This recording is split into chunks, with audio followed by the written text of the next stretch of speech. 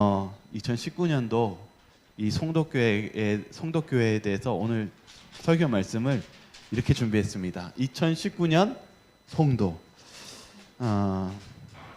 교회마다는 여러 포부가 있습니다. 어떤 교회는 교회를 건축하는 포부가 있고, 어떤 도서관을 만들자라는 포부도 있고, 또는 또 군인들이 많이 다니는 교회가 있어서 또 그 교회 나름대로의 또 계획들이 있습니다. 이 송도교회는 어떤 교회일까요? 실은 이 교회가 시작되는 자세한 이야기를 아는 분들은 몇 분 안 됩니다. 실은요. 왜냐하면 초기에 저희가 3명에서 시작했기 때문에요.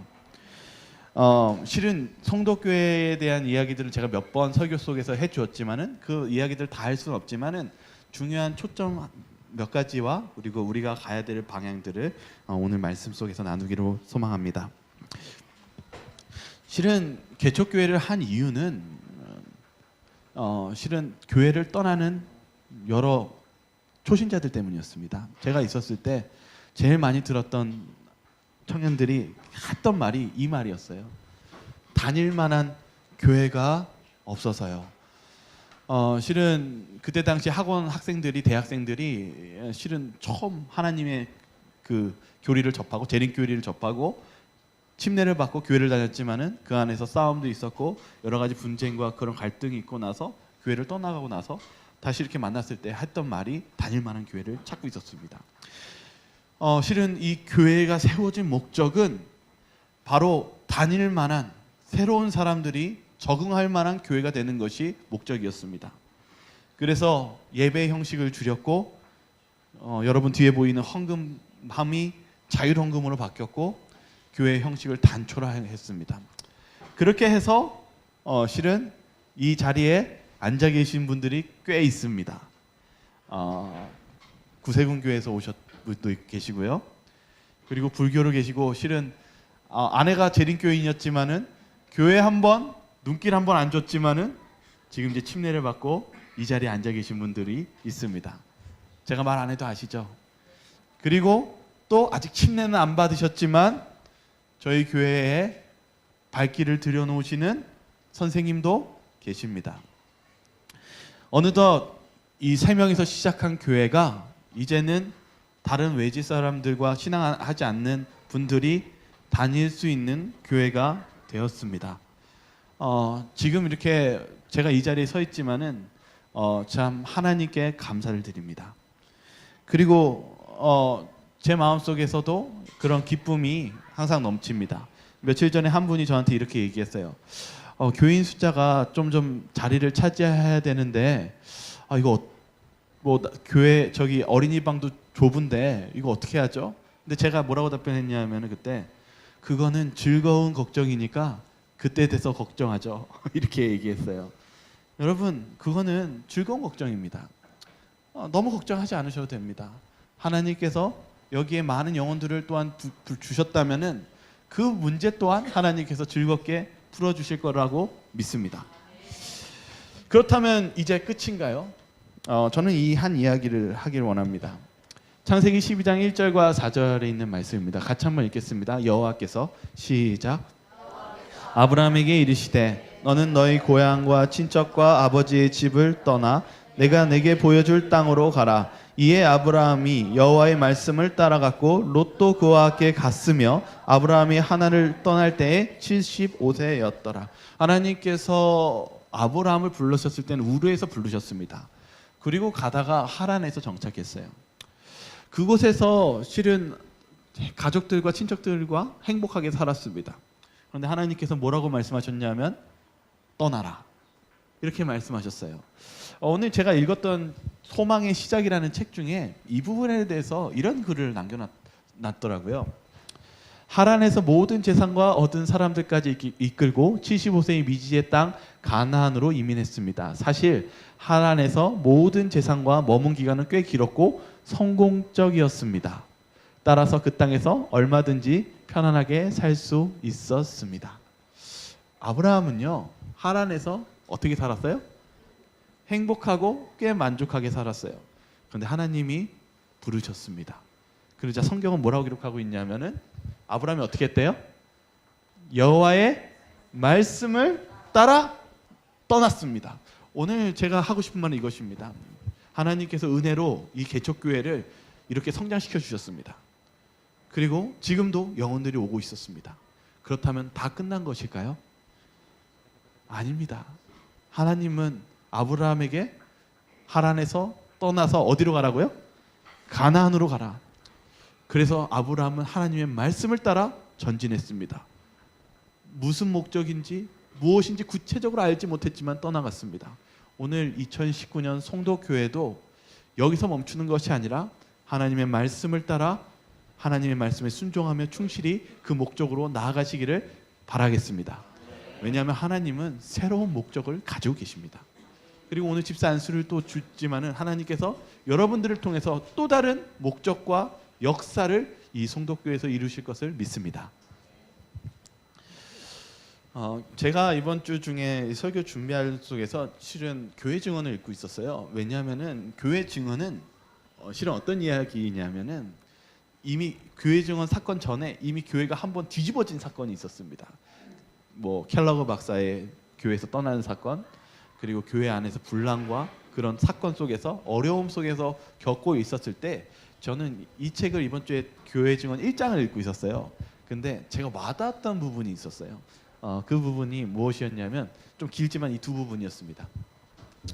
먼저 문제점을 지적해요. 한번 읽어볼까요? 주님의 종들은 시작. 주님의 종들은 논쟁의 능력을 지나치게 의지해왔고 그들이 마땅히 가져야 할 하나님을 믿는 굳은 신뢰를 갖고 있지 않았다. 나는 진리에 대한 단순한 논쟁이 영혼들을 감동시켜 남은 교회와 함께 서게 하지 못할 것을 보았다.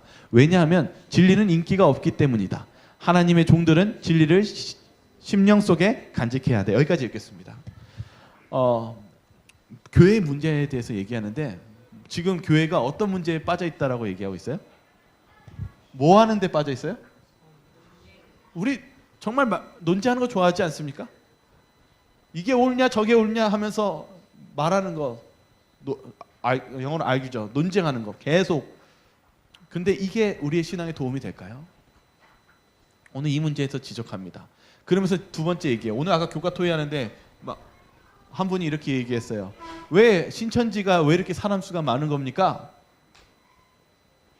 왜 이렇게 이단들이 활동이 크고 활동이 세력이 커지는 겁니까? 이런 질문을 오늘 얘기했어요. 여기 한번 읽어보세요. 이 부분이요. 진리는 뭐가 없어요? 인기가 없어요. 여러분 때론요 안식일을 참 거룩하게 지키는 게 쉬우세요? 죄 짓는 게 쉬우세요? 네? 죄 짓는 게 쉬워요? 나머지 분들은 죄 안 짓는 게 더 쉬운 것 같은데요. 저희들은 실은 신앙생활 속에서 이 문제를 얘기합니다. 우리는 아는 건 많아요. 그렇지만은 뭐가 없냐면 하나님의 종들은 진리를 어디 속에 넣어야 돼요? 우리 마음 속에 넣어야 된다는 것입니다. 우리가 우리의 신앙 속에서 아는 게 많은 것이 중요한 게 아니라 아는 것을 우리의 마음 속에 집어넣으시길 바랍니다. 그래서 이 문제가 여기서 이렇게 얘기하고 있어요. 나는 천사에게 왜 단순함이 교회에서 가리워지고 교만과 자고의 정신이 들어오게 되었는지를 물어보았다. 나는 우리가 거의 원수의 손에 넘겨져 버린 이유가 이것임을 보았다. 무엇 때문인지에 대해서 이렇게 얘기하고 있어요. 천사는 말했다. 보라, 그대는 내가 내 아우를 지키는 자니까 하는 이 정신이 편만해 있는 것을 보게 될 것이다. 오늘날 교회가 무슨 문제에 빠지고 있다라고 얘기했냐면 가인이 했던 말이에요. 내가 내 아우를 지키는 자니까, 다시 말하면 내 형제를 무엇하지 않습니까? 사랑하지 않는 것이 오늘날 우리의 교회의 문제라는 것입니다. 저는 우리가 이 2019년도에 우리가 해야 될 것은 무엇인지에 대해서 생각했을 때 내 형제를 사랑하는 것입니다. 내 형제를 내 몸처럼 사랑하는 것입니다. 우리가 그것을 해나가야 되는 것이 필요하다는 것을 느꼈습니다. 이번 주 실은 총회가 있었어요. 실은 총회가 있어가지고 쭉 이틀 동안 했는데 밤늦게까지 하면서 실은 여러 가지 이야기들이 있었습니다. 그런데 제가 이제 총회에 대한 이야기를 다 해줄 수는 없으니까 제가 그 중에서 가장 인상적이었던 이야기가 하나 있었어요. 그게 남대우 교수님이 하신 말씀이었는데 이 저울을 보여주세요. 왜냐하면 올해 실은 너무 많은 사건 중에 있었던 사건 중에 가장 큰 사건 중에 하나가 무엇이었냐면은 이상구 박사님 문제였어요. 근데 이 이야기를 얘기했는데 지금 저 캐나다에서 미주에서도 다 이 얘기하고 있었대요. 왜 그러냐면 이상구 박사님은 자꾸 뭘 부정해요? 조사 심판을 부정해요. 하나님은 뭐가 많으신 분이에요? 네? 사랑이 너무 많으시기 때문에 우리를 심판해서 버릴 리가 없다 이 얘기하시죠. 근데 오늘 여기 보면은 저울이 있어요. 왼쪽에는 용서와 긍휼과 은혜가 매달려 있는데 오른쪽에는 또 뭐가 있어요? 여러분들이 좀 거북해하는 심판도 있고 율법도 있고 재미없는 진리도 있어요. 그런데 이렇게 얘기합니다. 오늘 여기 성경 말씀이 이렇게 있어요. 시편 85편 10편에 긍휼과 진리가 같이 만나고 긍휼이 있으면 또 누가 있어요?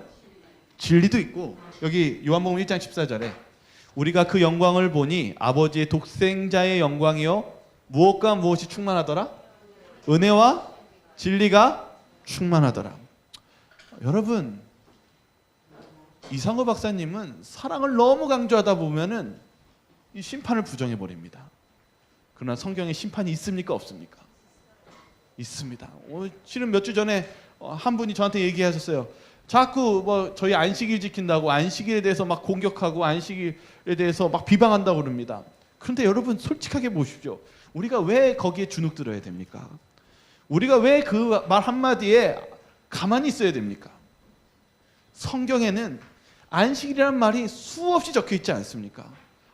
확실한 하나님의 말씀이 있기 때문에 그것을 우리는 믿고 지킬 수 있는 것입니다. 오늘 우리가 오늘 이 송도교회가 실은 누가 오는 교회가 지금 되고 있냐면은 외부 사람들이 그리고 믿지 않은 사람들이 여기에 편안하게 발을 들여놓는 교회가 되었습니다.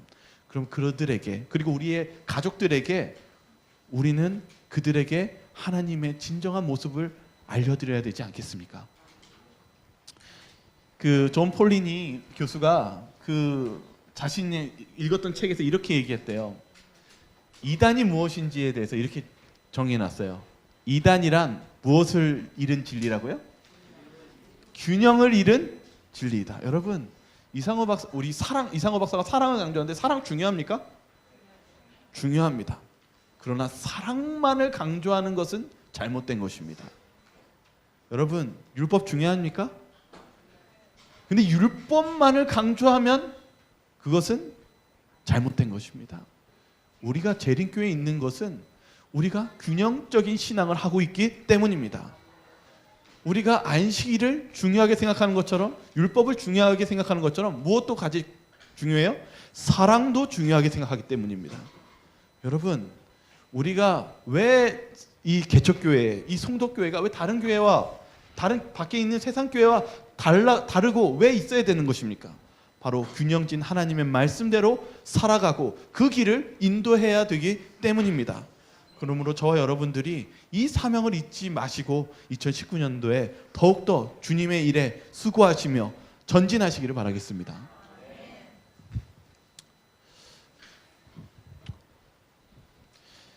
제가 이렇게 항상 이렇게 호소를 하잖아요. 그럼 그 다음 걸 갑자기 까먹을 때가 있어요.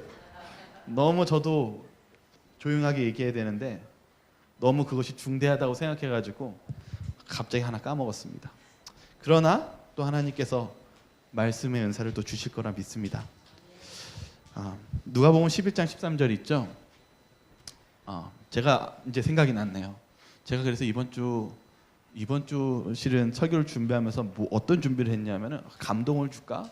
아니면 여러분들에게 좋은 말씀을 해야 될까? 라기보다는 솔직해지자. 제가 2019년도에서 제가 바라는 것은 뭐냐면 여러분들도 솔직해지시기 바랍니다. 왜 그러냐면 아까 제가 균형 얘기 많이 했잖아요. 우리가 균형을 잃을 때가 많아요. 우리가 아무리 진리에 있어도요. 여러분이 율법을 지킨다고 사랑이 없으면 여러분들도 이단과 뭐가 다릅니까? 우리가 사랑만 강조하다가 율법도 제대로 안 지키면 됐어 하면서 지나간다면 그것도 우리가 정말 참된 그리스도인이라고 말할 수 있겠습니까? 그래서 실은 여러분들 제가 2019년도에 말하는 것은 솔직해지시기 바랍니다. 어떻게 솔직해지는 거냐면 여러분 힘들 때 힘들다고 얘기하세요. 그리고 하다가 나는 이 사람 사랑할 수 없고 내가 부족하다면 부족한 거를 인정해 주시기 바랍니다. 왜냐하면 교회는요, 이제 내가 다른 사람을 열심히 섬기고 살려야지가만 있는 게 아니라 여러분들도 치유받고 다른 사람을 살려야 돼요. 그래서 여러분들이 항상 주님 안에서 사시기 바라겠습니다. 하나님께서는 여러분들의 영혼을 치유하시면서 그리고 하나님의 능력을 통해서 여러분의 달란트를 사용하십니다. 누가복음 11장 13절에요. 이 말씀이 있어요. 같이 한번 읽어볼까요? 너희가 악할지라도 좋은 것을 자식에게 줄 줄 알거든 하물며 너희 하늘 아버지께서 구하는 자에게 성령을 주시지 않겠느냐 하시니라. 하나님은 우리에게 복을 주시겠다고 약속하셨어요. 그 중에 가장 좋은 게 뭐냐면은 성령을 주시겠다라는 말씀입니다. 성령은요 우리에게 많은 능력을 줍니다. 그 성령은 어떤 능력을 주냐면 에스겔서 36장에 새 영을 너희 속에 두고 새 마음을 너희에게 주되 너희 육신에게 굳은 마음을 제거하고 부드러운 마음을 줄 것이며. 여러분 지치지 않게 해주시는 성령님이 계십니다. 하나님께서 누구에게 준다고 그랬어요? 누구한테도 준대요? 너희가 무엇할지라도 악할지라도 좋은 것을 자식에게 줄 줄 알거든 하물며 너희 하늘 아버지께서 구하는 자에게 성령을 주시지 않겠느냐. 여러분 솔직히 여러분의 어떤 잘못과 어떤 문제가 있다면 솔직하게 주님께 인정하시기 바랍니다. 하나님은 그런 솔직하고 고백하는 자에게 성령을 주실 것입니다. 힘을 주실 것입니다. 그리고 할 능력을 주실 것입니다. 신명기 34장 7절에 있는 말씀입니다.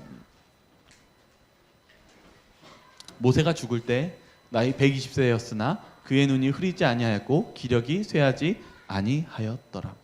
이제 여러분들이 하나님의 일을 사역하고 2019년도에 또한 하나님께 봉사하고 나아가실 때 여러분들의 일이 좋은 일이 있을까요? 아니면 어려운 일이 있을까요?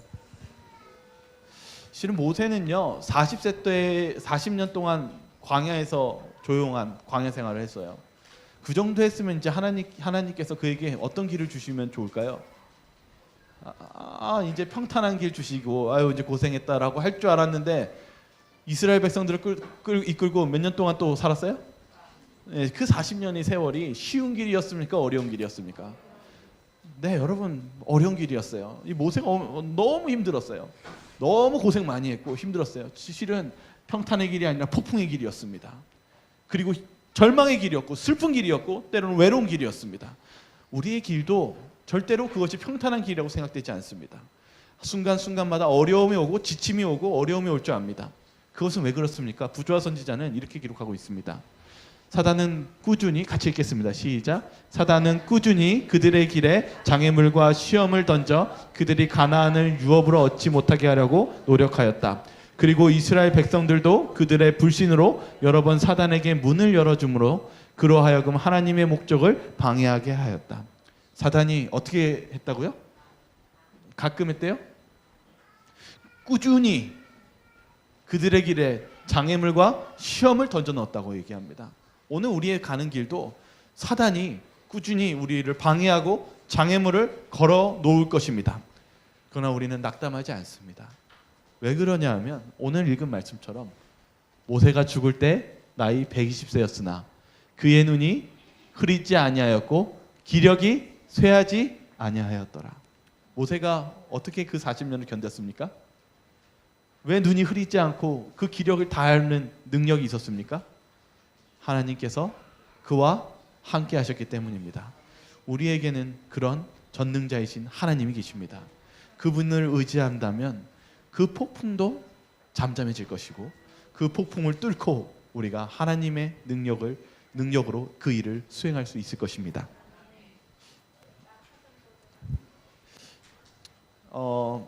이 잡지의 골든이라는 사람이 되게 유명한 말을 했어요. 쇼는 계속되어야 한다. 이 말 많이 들어보셨죠? 광고 카피나 이야기예요. 이 인도의 그 노벨 문학상을 받았던 이 타고르라는 시인이 있어요.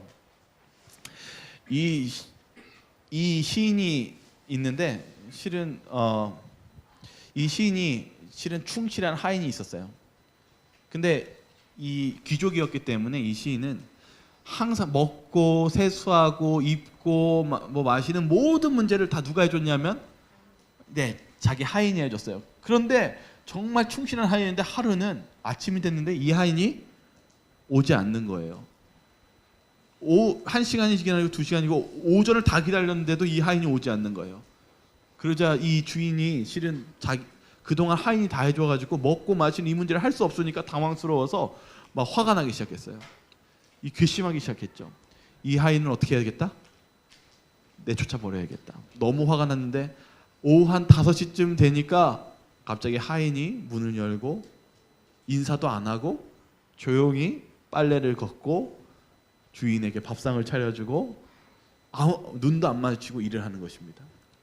이 주인이 너무 화가 나가지고 뭐라고 얘기하고 싶은데 말도 안 거는 거예요. 그래서 나 너무 화가 나가지고 이렇게 얘기했어요. 너는 이제 오늘부터 나올 필요 없어. 당장 나가. 그러자 이 하인이 아무 말도 안 하고 계속 일을 하면서 이렇게 얘기합니다. 주인님, 오늘 아침에 제 딸이 죽었습니다. 그리고 다시 일을 하고 묵묵히 일을 하고 했다는 이야기였어요. 여러분, 실은 이 실화예요. 근데 이 이야기를 하면서 실은 교훈이 있어요. 이 종은요, 그날 실은 너무나 큰 충격과 힘든 역경을 당하고 있었습니다. 그러나 그 종에게는 할 일이 있었습니까? 할 일이 있었습니다. 우리도 마찬가지예요. 우리도 이 하나님을 섬기면서 일을 하다 보면은 때로는 너무 감당하기 힘든 시험이 올 때가 많이 있어요. 그렇지만은 우리는 그 일들을 어떻게 해야 될까요? 이 종처럼 묵묵히 그 일을 전진해 나가야 할 것입니다.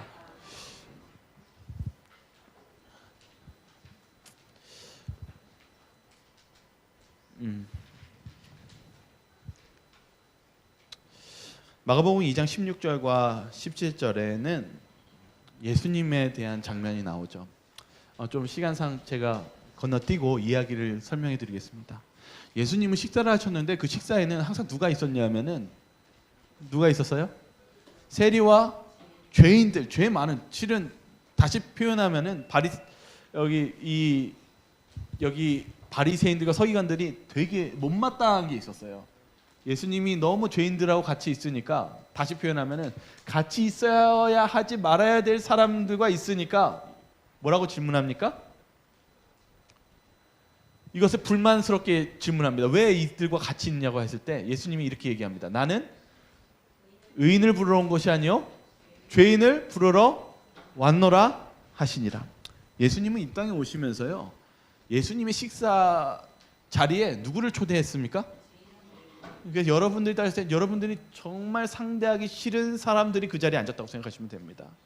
여러분, 이 교회는 누가 가득 넘쳐야 될까요? 이 성도교회가, 이 자리가 누가 이 자리에 앉아도 되는 자리일까요? 네, 저는 예수님이 죄인들과 함께 식사하신 것처럼 이 교회가 많은 하나님과 멀어졌거나 하나님을 떠난 많은 죄인들이 이 자리에 가득하기를 소망합니다. 그리고 그것이 우리가 해야 될 일입니다. 우리가 안주하지 맙시다. 우리가 이제 여기 자리 잡았으니까 이제 우리끼리 잘하자, 우리들만 잘하자, 이런 생각 다 버리시기 바랍니다. 우리가 이 자리를 다른 사람들, 예수님 모르는 사람들에게 그 옆자리들을 다 한 자리씩 앉혀주시길 바라겠습니다.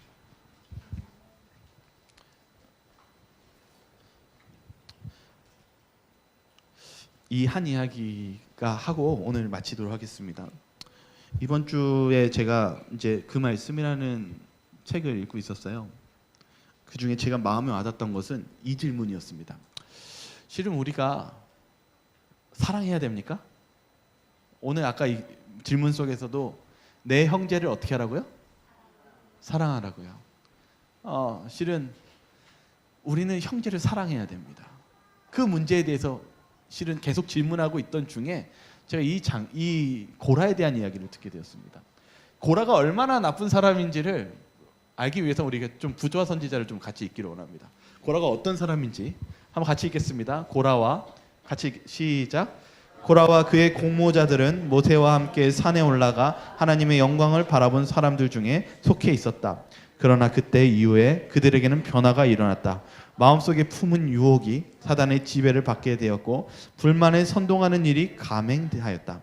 만일 고라가 그들의 지도자였더라면 그는 그들의 죄를 책망하지 않고 오히려 그들의 선한 행위를 생각하여 그들에게 용기를 북돋아 주었을 것이며 그들은 매우 평화스럽고 순조롭게 여행을 해서 광야에서 이리저리 방황하지 않고 곧바로 약속된 땅으로 전진해 들어갔을 것이라고 생각했다. 고라가 어떤 사람이냐면은 실은 지도자였어요. 종교적인 지도자였죠. 그런데 그가 실은 마음속에서 가지고 있던 불만을 하나의 얘기를 딱 꺼내니까 사람들이 무엇하기 시작했냐면 동조하기 시작했어요. 사람들이 내 말에 못하네? 반응하네? 그러자 더 마음에 욕심이 생겨서 실은 사단이 주입했죠. 누구를 공격하기 시작했어요? 모세와 아론을 지도자로서 막 흔들기 시작했어요. 그러면서 뭐라고 했냐면 내가 그 자리에 있었다면 무엇했을 텐데? 광야에서 고생하지 않고 방황하지 않고 무엇했을 텐데? 전진했을 텐데 라고 하면서 실은 무엇하기 시작했냐면 이 이스라엘에 있는 그 민족을 다 흔들어 놓기 시작했어요. 그때 하나님이 고라와 그 가족들을 어떻게 했습니까? 우리가 잘 아는 이야기죠. 땅을 벌려서 하나님이 어떻게 했어요? 네? 땅을 벌려서 그들을 다 몰살시키지 않았습니까? 우리 이거 잘 아는 사건이죠. 근데 여러분, 저는 이 사건이 여기서 끝나지 않았다는 것을 얘기해 드리고 싶어요. 우리 한번 그 이야기를 좀 더 끝까지 더 전진해서 보도록 하죠. 여기 민수기 26장 8절과 11절에 이렇게 적혀 있어요. 좀 제가 생략을 할게요. 모세와 아론을 거슬러 여호와께 반역할 때 땅이 그 입을 벌려서 그 무리와 고라를 삼킴에 그들이 죽었고 하나님께서 고라의 자손들 다 죽인 것 같이 표현되어 있습니다. 그런데 그 뒷절에 이렇게 적혀 있어요. 고라의 아들들은 무엇하지 않았더라? 죽지 어떻게 했다고요? 아니하였더라. 여러분, 저는 이 말씀을 읽으면서 이런 묵상을 했어요. 고라의 아들들은 그럼 어떻게 살았을까? 여러분, 어떻게 살았을 것 같아요? 막 한 번 이렇게 큰 소리 뜨고 했는데 하나님이 입을 딱 벌리셔가지고 그의 아버지와 가족들을 다 몰살시켰는데 아들이 본 거예요. 그리고 나서 이스라엘에 있는 이 출애굽과 이제 그 살아가는 역대기 동안 그의 삶이 어땠을 것 같습니까? 힘들게 살았을 거고. 여러분이 한번 상상해 보세요. 여러분이 고라의 아들로서 남은 인생을 살아갔다면 어땠을 것 같아요?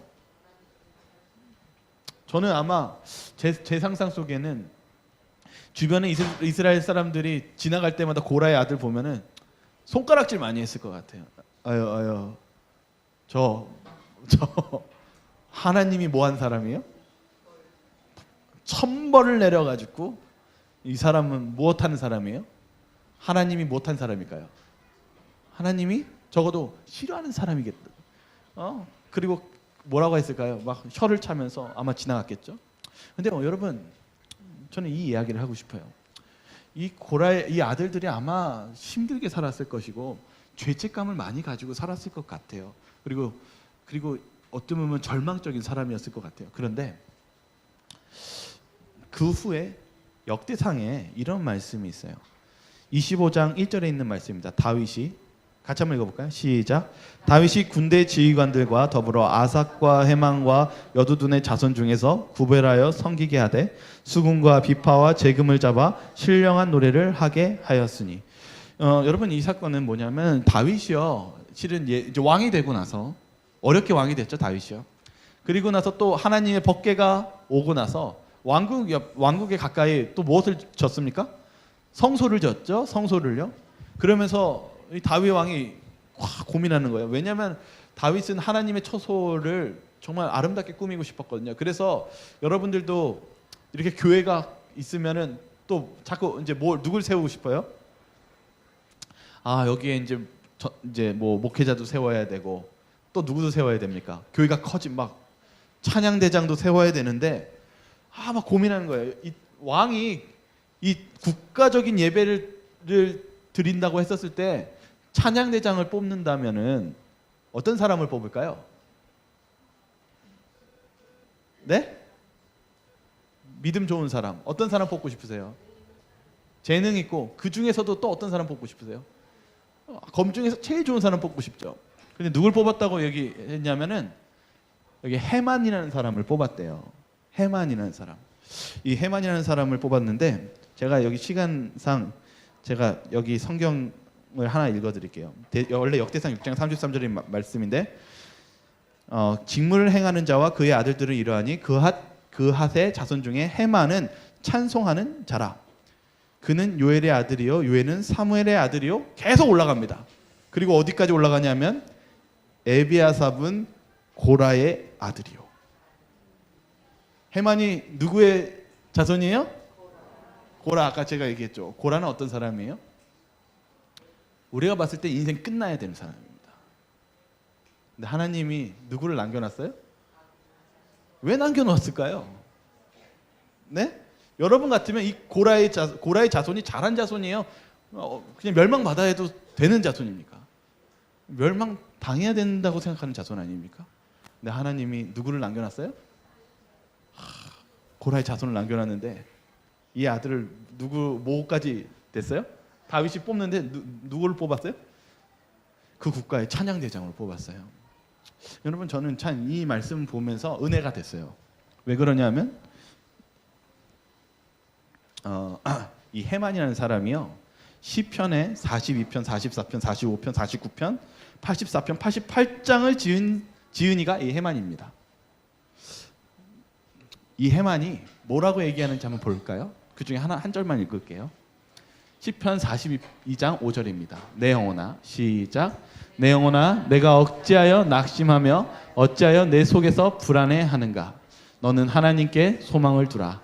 그가 나타나 도우심으로 말미암아 내가 여전히 찬송하리로다. 해만이 이렇게 얘기합니다. 내 영혼아 내가 어찌하여 무엇하냐고요? 낙심하며. 여러분 해만이 고백합니다. 그가 낙심되고 힘들 때 그가 하나님을 붙잡았을 때 하나님께서 그를 붙드십니다. 하나님께서 그를 다시 일으켜 세워주십니다. 제가 오늘 이 이야기를 하는 이유는 여러분들에게 이렇게 말씀드렸어요. 내 형제를 사랑하라. 얼마나 깊이 사랑할 수 있으십니까 여러분들이? 제가 오늘 지난주에 아이들을 성경 공부를 하는데 그 베드로가 예수님한테 제가 몇 번 용서하면 되겠습니까? 하면서 베드로 7번 용서하는 얘기했는데 질문했어요. 야 너희들 이 이야기 들었지? 너희들 몇 번 용서해 줄 수 있니? 그러니까 애들이 뭐라는 줄 아세요? 애들이 2번이요 3번이요. 근데 어떤 한 아이가 이렇게 얘기했어요. 처음에 좀 높게 부르더니 다시 바꿔서 1번이요 이렇게 얘기하는 거예요. 그래서 너 왜 1번이야 이렇게 얘기하니까 지금 이렇게 듣다가 제가 많이 얘기하면은 그거 이용해서 저한테 나쁜 짓 하는 거니까 1번만이요 이렇게 얘기했어요. 여러분 우리가 그런 사람들입니다. 우리가 잘해야 3번이고 2번 이렇게 얘기했지만 용서를 잘 못하는 그런 사람들입니다. 근데 우리가 어떻게 사람들을 형제를 사랑할 수 있겠습니까? 근데 오늘 여기 하나님의 사랑을 보세요. 하나님이 이 해만을 어떻게 사랑했어요? 깊이 사랑했어요. 깊이 용서했어요. 다시 말하면 우리 능력으로 사랑할 수 없다고요. 하나님의 사랑이 필요합니다. 오늘 2019년 이 송도 교회도 예수님의 도움 없이는 우리가 아무것도 할 수 없습니다. 우리가 전적으로 예수님께 의지하면서 우리 2019년에 주님의 능력으로 나아가시는 저와 여러분들 되길 바라면서 말씀을 마치도록 하겠습니다.